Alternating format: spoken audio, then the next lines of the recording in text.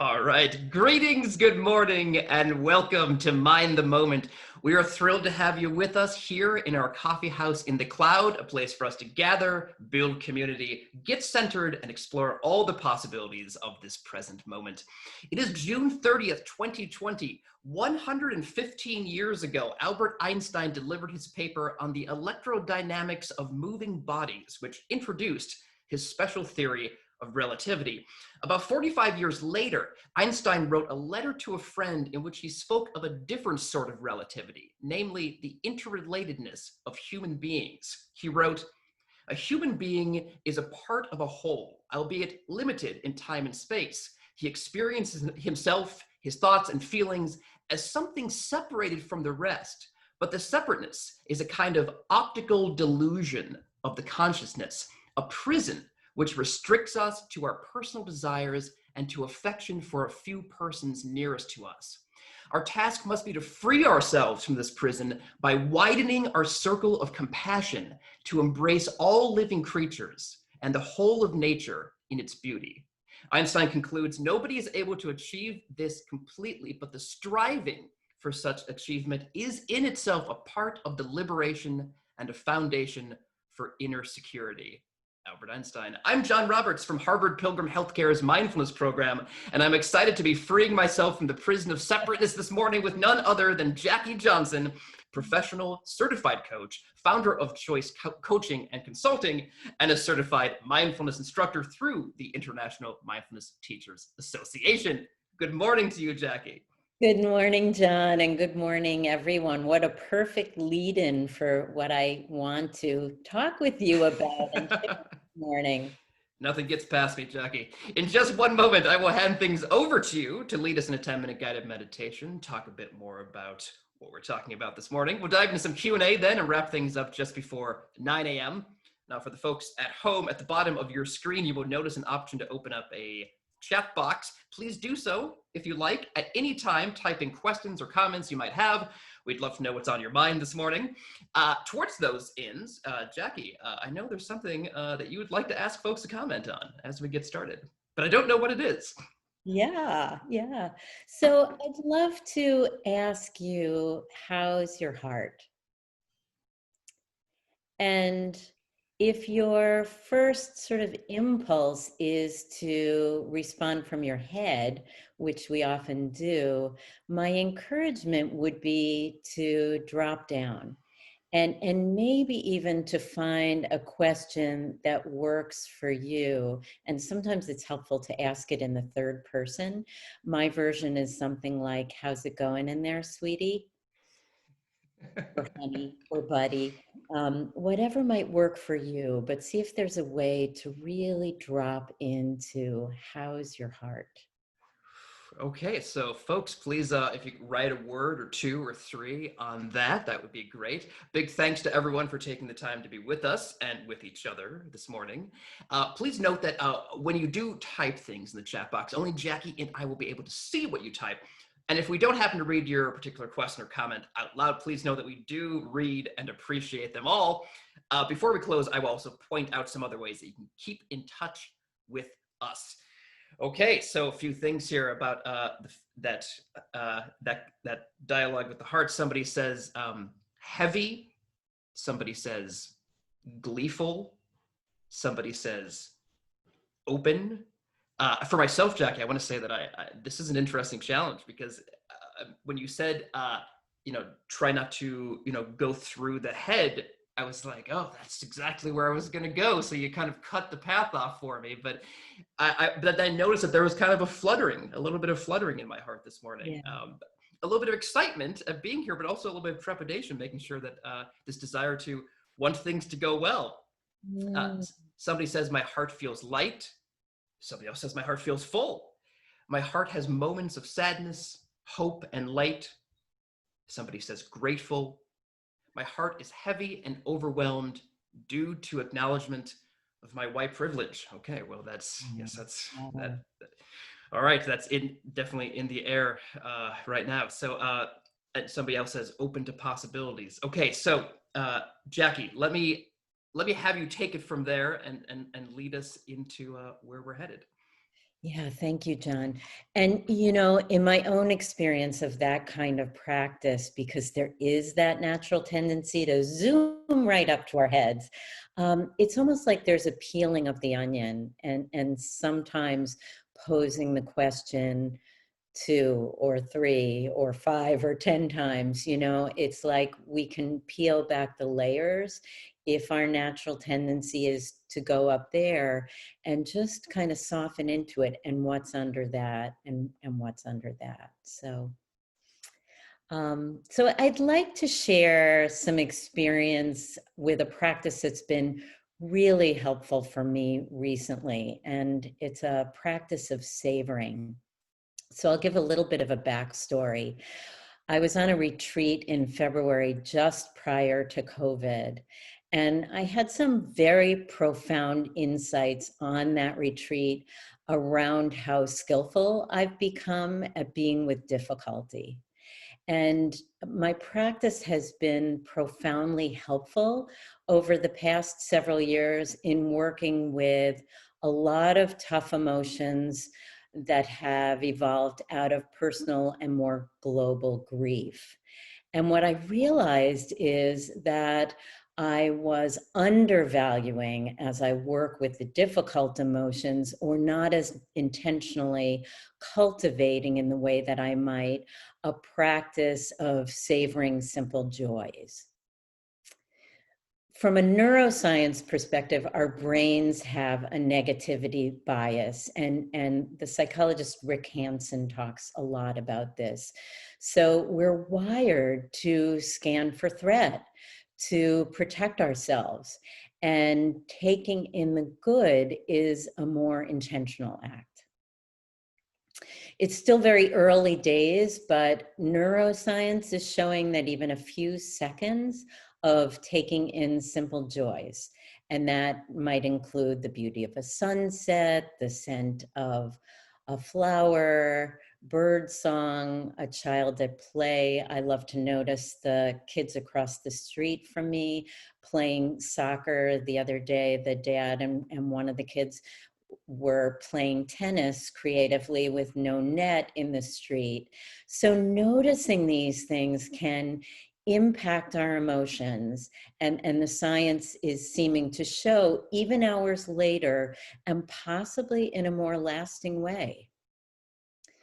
So savoring can focus on a memory of a past joy, and sometimes that's easier to kind of cultivate that memory. It can be about savoring something that we're fully present to in the moment, or even focusing on an aspiration that stirs that kind of um, delight or joy in us. And so just one thing I want to clarify too is that the intent is not to try to cling to or hold on to an experience. It's simply to fully take in a moment of delight that gladdens, warms, and softens the heart. So with that, I'd like to move into the practice. So as we always do, I invite you to get comfortable, and if that might begin with even some movement that could feel right, a stretch or two, just checking in with the body to see if there's anything that it needs in this moment, and then finding the right seated or standing posture, whatever would best serve your body in this moment, and ideally finding a posture that feels comfortable and embodies a sense of wakefulness as well. And if it feels right, allowing the eyes to close or softening and dropping the gaze. Really settling in and feeling the weight of the body supported by the floor beneath you, supported by the earth. And taking a couple of deep breaths,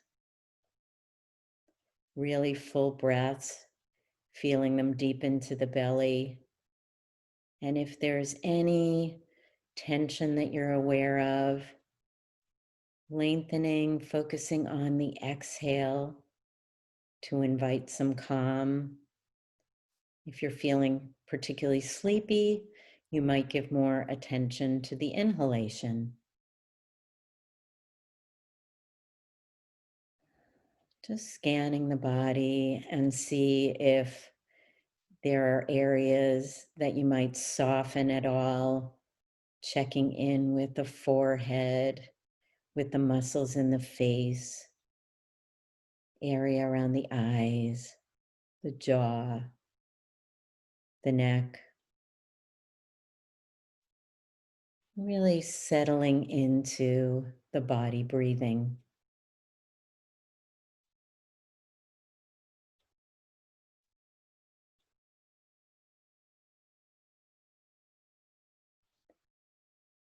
And now I want to invite you to bring to mind something in the past days that's been a source of delight. And if you're aware of something in this moment, or if a more distant memory comes to mind, that's fine too.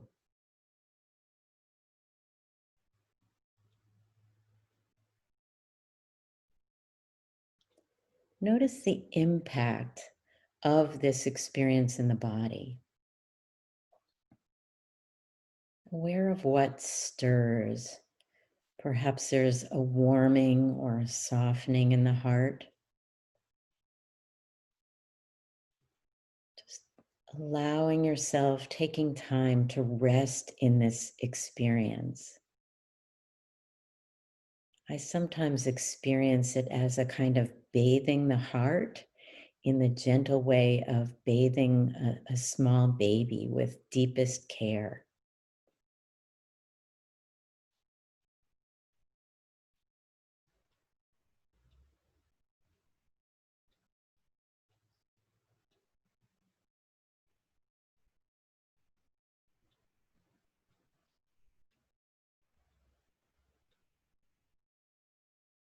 Inviting attention of the breath to settle on the breath coming in and out of the heart space.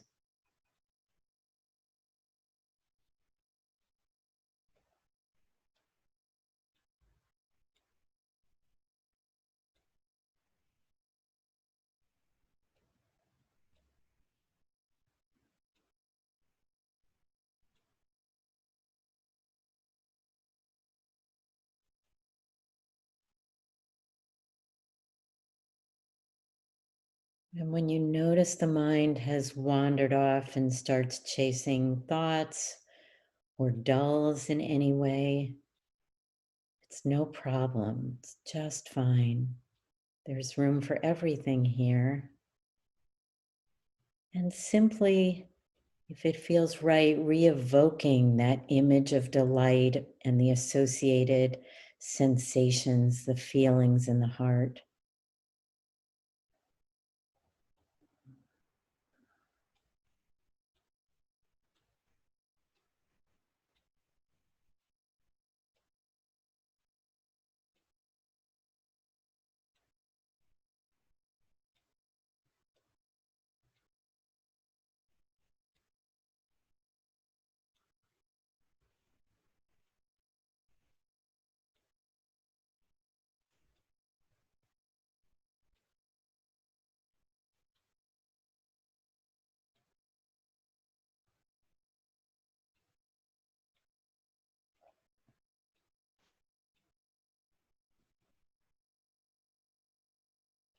Nothing else to do. There's nowhere else to be. Aware of the body, sitting and breathing. This in breath, breathing into the heart, and this out breath.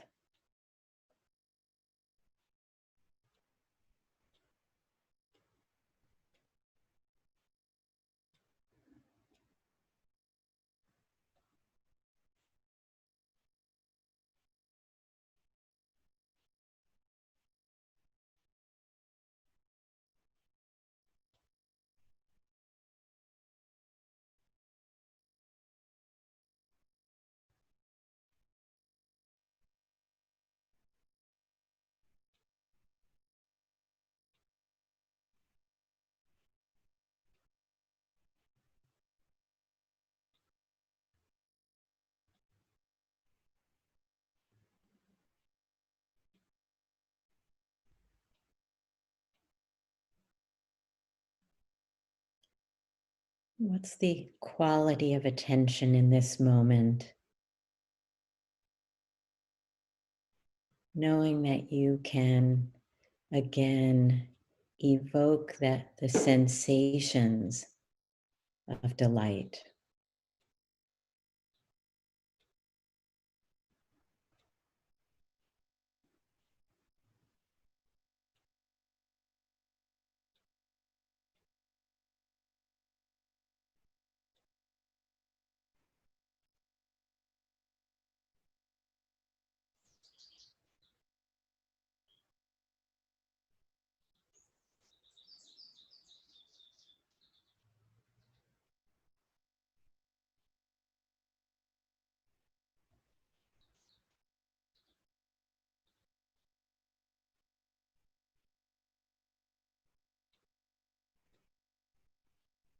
You might even notice sensations that arise in the moment, sound of birds, feel of a breeze, something in this moment that warms the heart.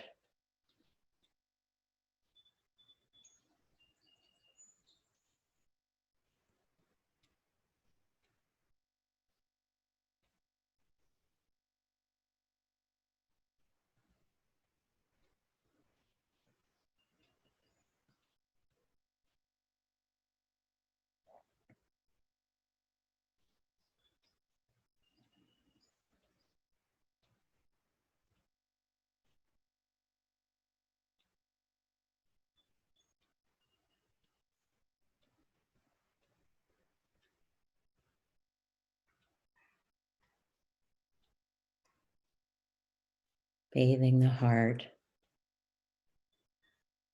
with deepest care.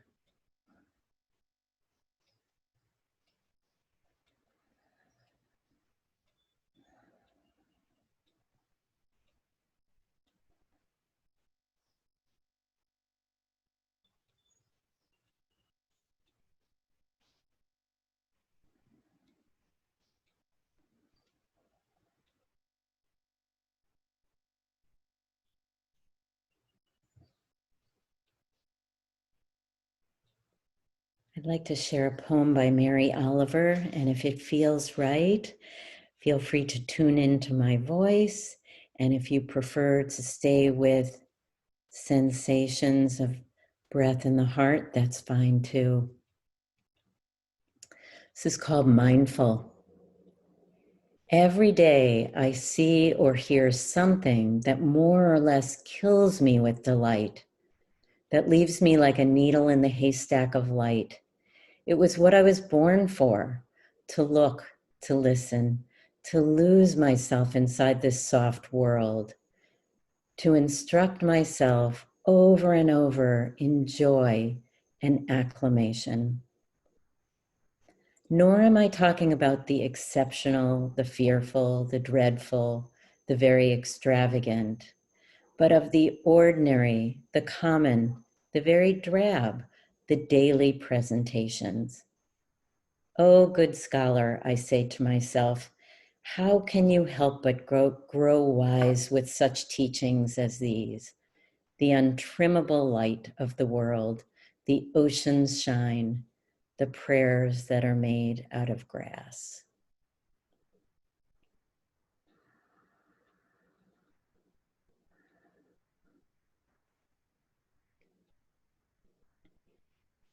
And as we bring the practice to a close, you might just cultivate intention to bring this attitude of heart and of savoring forward into your day. If it's helpful, you might even place a hand on the heart. Really feel into this and know that it's something that you can cultivate throughout the day. May we all be safe and well. May we be peaceful. May we live with ease, with joy, and with kindness. And may our practice be a benefit to all. And as you're ready, I invite you to bring the attention from a more inward focus back to the world around you and back to this supportive community. Thank you for your practice. Thank you, Jackie. That was wonderful. And I love this idea of savoring that you're introducing. In fact, I'd love to know what the folks at home found themselves savoring in their meditation, or if that feels too personal, then maybe something that you are just savoring today more in general. So, please feel free to type a few words in the chat box about what feels savorable. And also please type in any questions you have for Jackie. While you do so, Jackie, I'm going to start off with one or two of my own, if you don't mind. So, Jackie, I've been trying to spruce up my baking skills lately. And one thing I've discovered is that the most critical ingredients need to be handled with care. Like if you add too little salt to a loaf of bread, the end product is going to end up like fluffy sawdust. If you add too much salt, it's going to taste like a pretzel. So I'm interested in this idea of the negativity bias, which you raised earlier, because it seems clear to me that a person probably wants to add some skepticism or some circumspection to their life, but not too much, a pinch, but maybe not a scoop. So how does a person go about adding the right amount, a little bit of salt, but not so much that the product ends up too salty?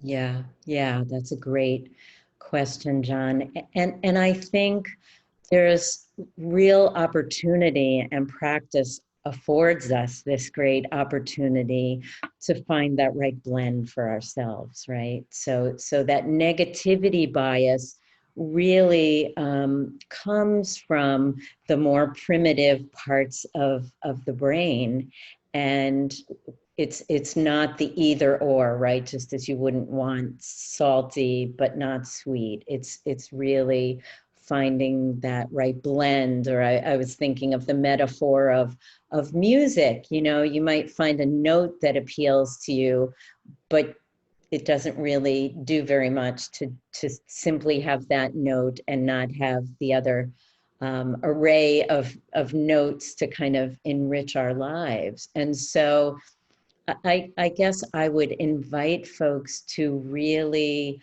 check in and just as you would with cooking, John, there's some experimentation to do here, right? If it's a little too salty or too sweet, to just keep noticing and playing with the blend. And I think for me, I can speak about my own experience that I had this insight on retreat in February and was really very actively working with more savoring and finding it so enriching in my life. And I noticed again in the last couple of weeks that for me, there's been a little bit of a kind of, it feels almost like a head down hunkering in. Yeah, we can do this. We can get through this kind of thing. And I think this practice of savoring invites an opening of the lens. Like we don't need to hunker down and narrow in the way that tends to happen when we're being self-protective, right? That really, from a neuroscience perspective, what happens when we're in fight or flight mode is things do narrow and contract for us. So there's this way in which we can widen the lens, we can play with different spices, we can see that, this is going on. And also I saw somebody mention zinnias. The zinnias are blooming, the nasturtium are starting to bloom in my case. It's the kind of both and that happens when we widen the lens or play with some new spices. Yes, that's wonderful. And as you noted, Jack, the chat box is blowing up over here. So let me see what we have. Yet, but the opening zinnia on this person's patio is bringing them reason to savor. Somebody is savoring the sunshine that is literally warming up my heart. I Somebody says, see. yeah, What does savor actually mean in this mm, context? mm. What are we supposed to do? How do we savor? And I think it really begins with noticing. again, if we're head down taking care of ourselves, thinking we need to be in this protective bubble, there's a lot we miss, particularly if you think of it in a sensory kind of way. What else there is to see, what there is to smell, what there is to taste, to hear. And so I think that it's a lot about that, to just notice the flowers blooming on my deck.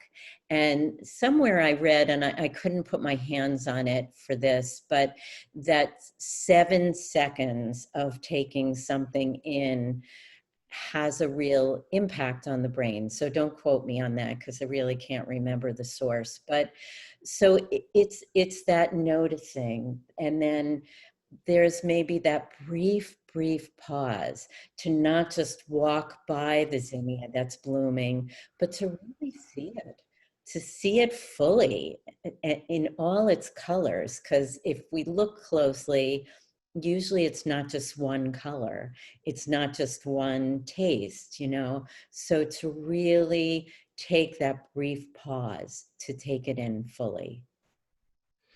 Wow, that's great. So I'm going I'm going to have to do a teaser here, which is somebody was asking Jackie, what drew you to meditation in the first place?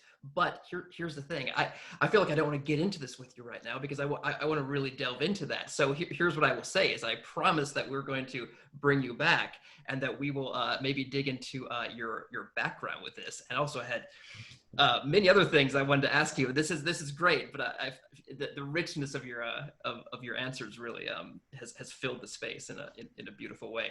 So I'm going to unfortunately need to sort of begin to wind us down. As I do so, I want to let folks know that we couldn't be more delighted at the responses we've been getting to our Show Us Your Meditation Sweet Spot challenge. I will share just a few of the recent ones that we've gotten. Let's see what we got here. Tammy says, I tend to meditate at my desk. Not the best option, but a significant step up from the parking lot before work. Hoping to get outside more while the weather is nice. Yes, I recognize that on the computer there. Our very own Tara Healy sent us this to post. This is my favorite place to meditate. She says, the east-facing window in my bedroom. My setup has been here for years. It's quiet except for bird calls, as the windows are all open. Provides an alternate and pleasant anchor. I thought I would throw in one more of my own here. I rarely take things off the street, but I got this chair off the street many, many years ago, probably about 15 years ago. And I've never gotten rid of it, because it's like the chair equivalent of that really nice sweater that you have that you just can't throw away, because it just kind of fits you perfectly. So I think this one might be with me for some time. Okay, so we'd love for folks to keep those pictures coming. We want to know where you're meditating this summer. Where's your meditation sweet spot? We'd love it if you posted a picture to our Facebook page. That's facebook.com/mindthemoment. Or you can also send the pictures to us directly at askmtm@harvardpilgrim.org. Please feel free to submit more than one picture. We know your meditation sweet spot may change from day to day, depending where you are, where your travels are taking you. Also, leave questions for our experts.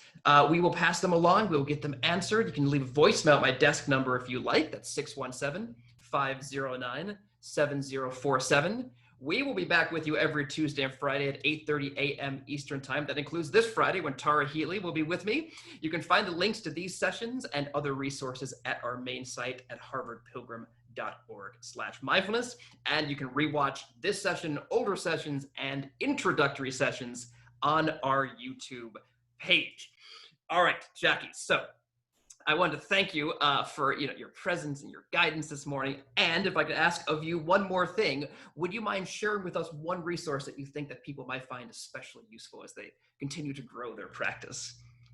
Sure. Well, thank you, John. It's great to be with all of you. Since I referenced Rick Hansen, I would point to Rick, and he has a website. He has a brand new book called Neurodharma, which I'll confess to having not yet read, but I heard him speak. He's been doing a lot of speaking, presenting, guided meditation, I think, to bring some attention to his new book. So I think if you Google Rick Hansen, you'll find lots of resources both on his website and through other sites right now. Oh, thank you so much, Jackie, for that. All right, so we will see folks back here soon. I hope everyone has a wonderful and momentous day. All right, stay safe out there, all.